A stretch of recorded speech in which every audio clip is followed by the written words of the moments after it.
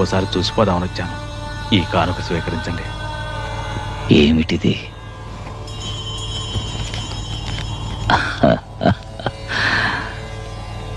దీనివల్ల ఈ జడానికి ఏం ఉపయోగం?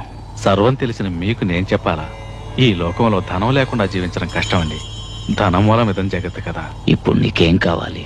మీ ఆశీర్వాదం వల్ల నా ఆశలు నెరవేరినాయి, కానీ జీవితంలో నాకు మనశ్శాంతి లేదు.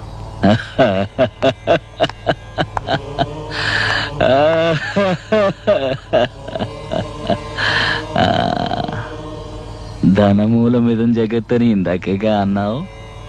శాంతిని కొనుక్కో. ధనమంతా నీ దగ్గరే ఉంటే మనశ్శాంతి ఎలా ఉంటుంది? ఏదో నీకు కావలసినంత ఉంచుకొని మిగిలింది దానం చేస్తే మనశ్శాంతి దక్కుతుంది. డబ్బు దోచుకునేవాడికి ఎప్పుడు మనశ్శాంతి ఉండదు.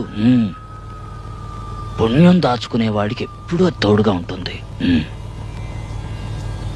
అవును, పుట్టేటప్పుడు ఏం తీసుకురాలేదు, పోయేప్పుడు తీసుకుపోయేది లేదు. ఇక దేనికయ్యా నీది నాదన్న స్వార్థం? అయ్యయ్యో, వెళ్ళు వెళ్ళు. ఇదిగా దీన్ని తీసుకుని లేని వాళ్ళకిచ్చాడు.